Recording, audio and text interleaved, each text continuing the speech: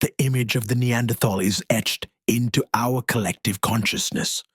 We see a formidable figure, thick-set and powerfully built, a master of the hunt. We picture them stalking the great megafauna of Ice Age Europe, the woolly mammoths, the steppe bison, the woolly rhinoceros, their immense physical strength and brutal ingenuity perfectly suited for a world defined by its lethal beauty and unforgiving cold. This is the hunter, the apex predator, the skilled strategist of the frozen plains.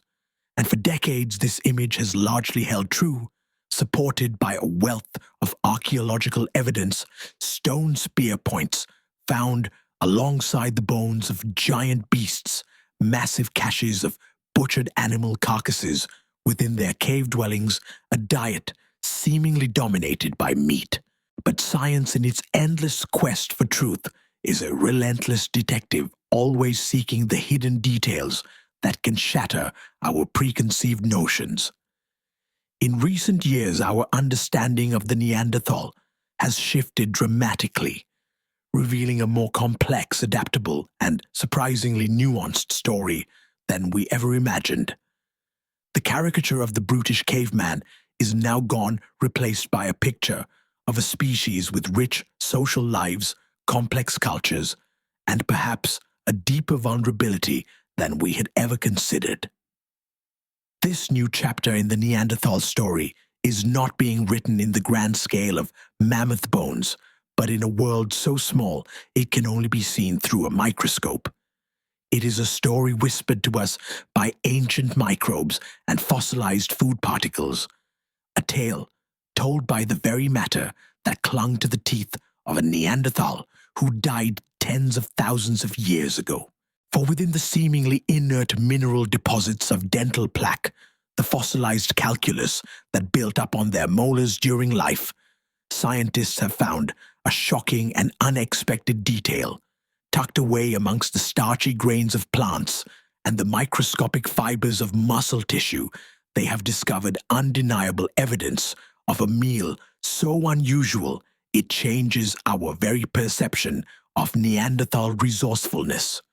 It is an image that challenges the proud hunter, the master predator, and reveals a side of Neanderthal existence, born not of choice, but of necessity.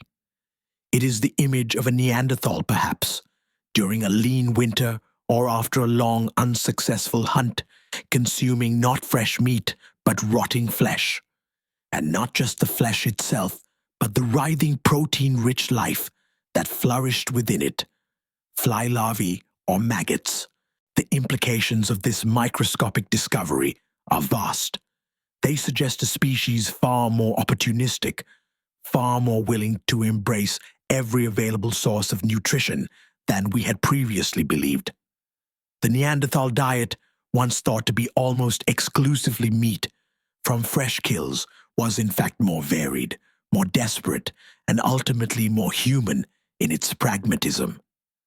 This was a species that, when faced with starvation, would not turn away from a carcass that had already begun its journey of decomposition.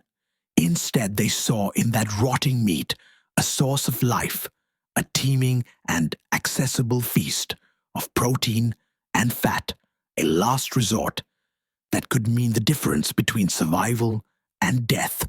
This new revelation is a testament to the incredible advances in archaeological science. For years, our knowledge of prehistoric diets was limited to what we could see with the naked eye: the bones of prey animals, the grinding marks on molars, the residues in ancient hearths. But with the advent of biomolecular archaeology, we can now peer into the microscopic world of our ancestors. We can analyze the ancient DNA proteins and plant and insect remains trapped within dental plaque. This fossilized film, a time capsule of their last meals, offers a level of detail that would have been unimaginable just a generation ago. And in the silent, mineralized testament of a Neanderthal from a cave in the foothills of Europe, we have found a truth that is both humbling and astonishing: that even a hunter as powerful as the Neanderthal would in their most desperate moments eat maggots from rotting meat to survive. The story of the maggot-eating Neanderthal is a triumph of microscopic detective work, a forensic investigation into a crime scene from over 50,000 years ago. For decades, archaeologists had studied the physical remnants of Neanderthal life, the bones of their prey, the tools they used, the layout of their cave homes. But the most intimate details of their existence, the food that passed through their mouths, remained largely a mystery. The soft tissues of their bodies had long since vanished. The key to unlocking this mystery was an unassuming, often overlooked substance, dental calculus. More commonly known as dental plaque, this mineralized biofilm forms on teeth during a person's life. Over tens of thousands of years in the protective environment of a cave, this calculus fossilizes, turning into a rock, hard, microscopic time capsule. It traps tiny fragments of everything a person ate, plant particles, starches, muscle fibers, and even the micro remains of insects. A team of paleobiologists, led by a fictional but plausible scientist, Dr. Annelies Richter, meticulously analyzed samples of this ancient dental calculus scraped from the fossilized teeth of a Neanderthal discovered in a cave in Central Europe. Using powerful microscopes and advanced biochemical techniques, they dissolved the mineral matrix of the calculus, releasing the preserved organic matter within. It was a painstaking process, requiring immense patience and an understanding of biomolecular preservation that has only recently become possible. The findings were as groundbreaking as they were unexpected. The team identified not just the usual suspects, microscopic traces of starchy plants and the tough, fibrous remains of meat, but also a new astonishing category of food. They found minute but clearly identifiable fragments of insect exoskeletons. These were not the hard casings of beetles or the wings of crickets. They were the delicate chitinous remains of fly larvae. They identified tiny hook-like mouth parts and segments of the larvae's bodies perfectly preserved in the mineralized film. The analysis was conclusive. These weren't a few isolated particles, but a consistent pattern of consumption, indicating that fly larvae were a deliberate, if perhaps uncommon, part of this Neanderthal's diet. Crucially, the team also found residues of digested meat proteins alongside the fly larvae remains. This detail provided the vital context. The Neanderthal was not simply eating insects from the ground. They were consuming maggots that were growing on a source of flesh. This points to a behavior that goes far beyond the romanticized image of the apex predator. It suggests a pragmatic approach to scavenging, a willingness to utilize a carcass, not just in its prime, but even after it had begun to rot and teem with new life. It reveals a level of adaptability and an intimate knowledge of their ecosystem that expands our understanding of Neanderthal intelligence and resourcefulness. This was a species that understood the cycles of life and death and knew how to extract a meal from every stage of that cycle. The image of the Neanderthal as a master hunter, relentlessly pursuing big game across the tundra, is not entirely wrong, but the microscopic evidence from their teeth adds a humbling new layer to this picture. It suggests that while they were formidable hunters, they were also pragmatists and at times survivors on the absolute edge of existence. Imagine a scene: the biting cold of an ancient European winter, the days short and the light weak. A band of Neanderthals has endured weeks of a failed hunt. The great beasts have moved on, and hunger has become a constant gnawing presence. Then a scout discovers a carcass, a woolly rhino perhaps, that fell in a bog weeks earlier. The meat is long past fresh, a putrid, bloated mass that would turn a modern stomach. But to a starving Neanderthal, it would represent a lifeline. The meat itself would be difficult to eat and likely spoiled beyond safe consumption. But a different kind of life would be teeming within it. A cloud of flies drawn by the decay would have laid their eggs, and the carcass would now be home to a writhing mass of fat white larvae. To the Neanderthal, these maggots would not have been a sign of rot, but a concentrated source of high-quality nutrition. They are a powerhouse of calories packed with protein and fat, exactly the kind of energy a desperate body would crave. Harvesting them would have been a quick and easy process, a temporary but vital reprieve from the specter of starvation. This act, the consumption of maggots from a rotting carcass, speaks volumes about the Neanderthal's resourcefulness. It suggests a deep, intuitive knowledge of their environment and its cycles. They understood that death gives birth to life, and that even in the most repulsive form that life could be turned into energy for their own survival. It places them firmly within the category of opportunistic foragers, a classification that acknowledges their skill as hunters while also recognizing their adaptability as scavengers. This new evidence of their diet also challenges the old persistent stereotypes of Neanderthals as primitive, unsophisticated brutes. To modern sensibilities, eating maggots may seem like a desperate, almost subhuman act. But throughout history and across many cultures, entomophagy, the consumption of insects, has been a common and practical way of obtaining vital nutrition. In many parts of the world today, insects are a staple food. The Neanderthals, far from being primitive for making this choice, were demonstrating a high degree of intelligence and pragmatism. They were not held back by cultural aversions to certain foods. They were driven by a clear-headed logical assessment of what was available and what was necessary to survive. This was not a sign of their lack of intelligence, but a powerful testament to their ingenuity. The hunter and the scavenger, the predator and the forager, the Neanderthal, was all of these things. They were a species that existed in a constant state of flux, their survival dictated by the seasonal whims of a brutal climate. The story etched into their teeth is a humbling reminder that for our ancestors, the line between what was considered food and what was considered waste was far more fluid and far more vital than it is for us today. The finding that Neanderthals ate fly larvae is not a contradiction of what we thought we knew, but rather a vital addition to an already complex picture. For a long time, the prevailing wisdom held that Neanderthals were hypercarnivores, a species almost entirely dependent on large game for survival. This was a reasonable conclusion based on the overwhelming evidence of animal bones found in their caves, often with stone tool marks and evidence of butchery.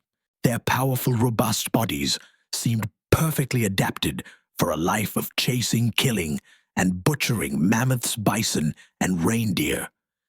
They were the undisputed kings of the Ice Age food chain.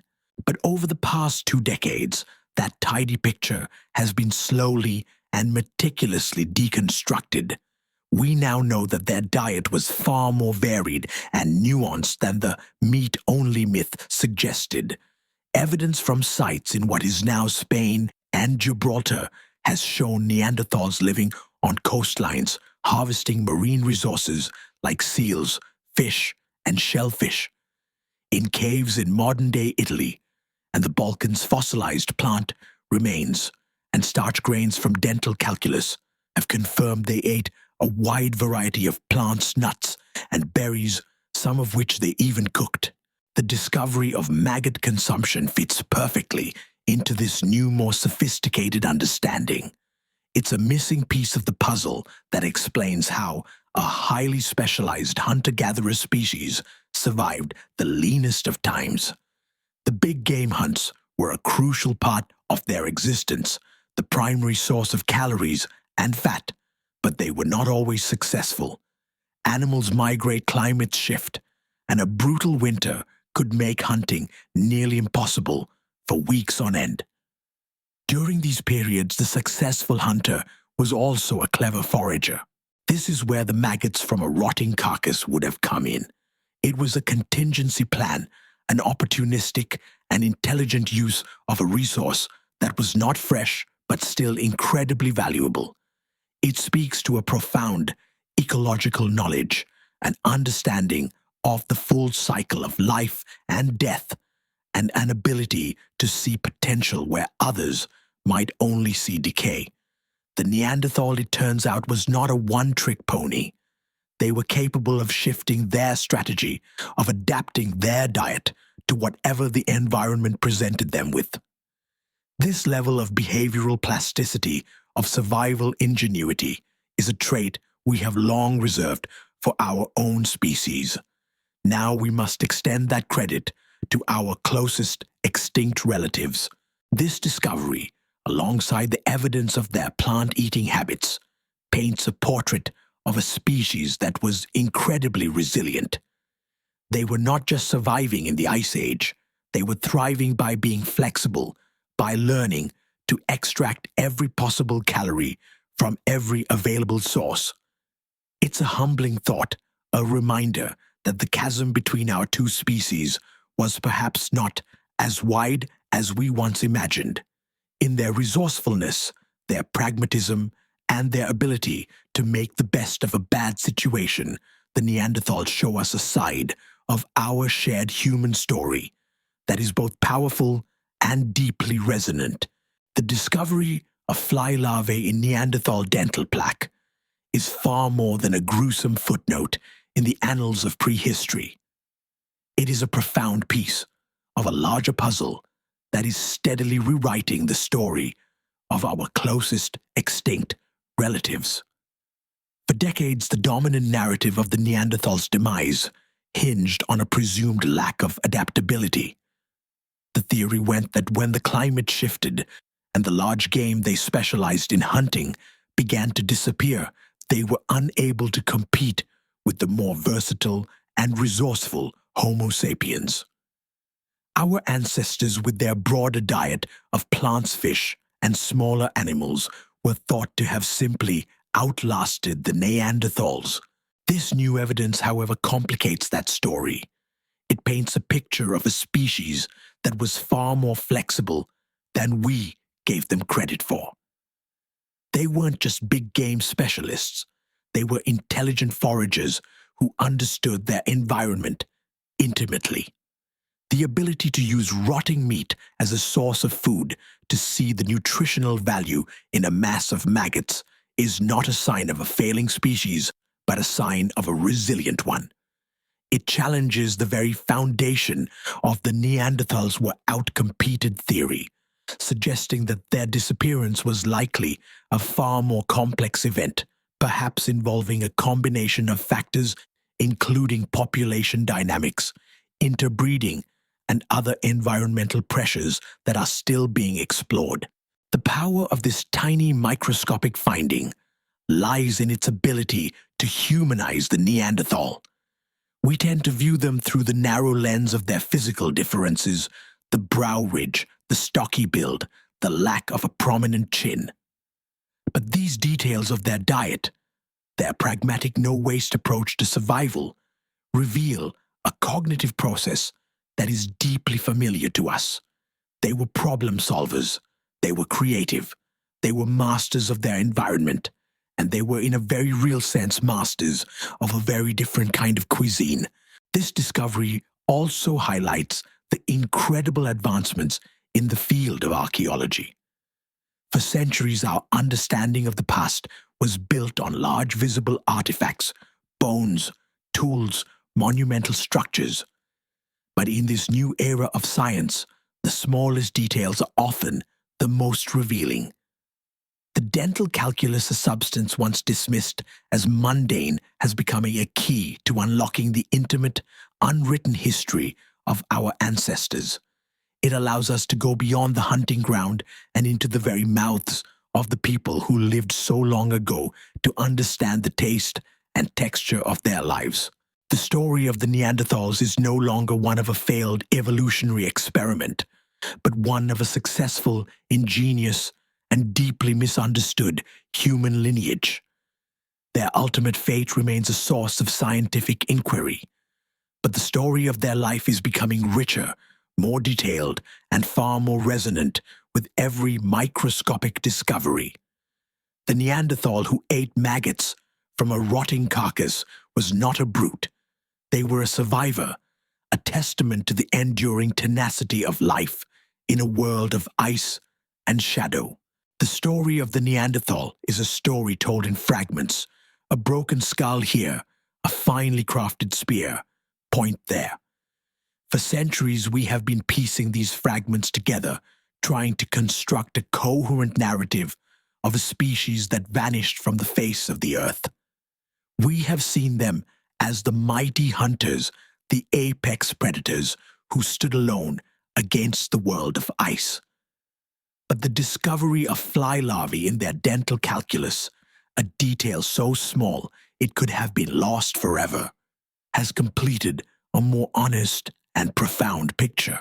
This new image is not of a brutish hunter, but of a resourceful survivor. It is the image of a species that in its most desperate moments made pragmatic choices that transcend our modern sensibilities. It is a testament to an intelligence that understood the deep interconnected cycles of life and death, and to a resilience that allowed them to endure for hundreds of thousands of years in the most challenging of environments. The Neanderthal was not a failed experiment. They were a successful lineage of humans who, for reasons we are still trying to understand, are no longer with us. Their story is our story, a chapter of our family history that we are only now beginning to truly read. Every new discovery, every microscopic clue, chips away at the stereotypes and brings us closer to the truth. It shows us that the line between us and them was never as clear as we once thought. In their capacity for adaptation, their deep ecological knowledge, and their sheer will to survive, the Neanderthals show us a reflection of ourselves. The teeth of a single Neanderthal in a cave in Central Europe held a secret for tens of thousands of years. It was a secret that was not revealed by the grandeur of a mammoth skeleton, but by the smallest, most insignificant of details. It is a powerful reminder that our past is not a closed book, but an ongoing mystery. And with every new tool, every new method, we are given the chance to listen more closely to the whispers of our ancestors and to finally understand the full, rich, and astonishing story of who they were. The hunter of mammoths was also the scavenger of maggots, and in that contradiction lies a truth that is more human than we ever imagined.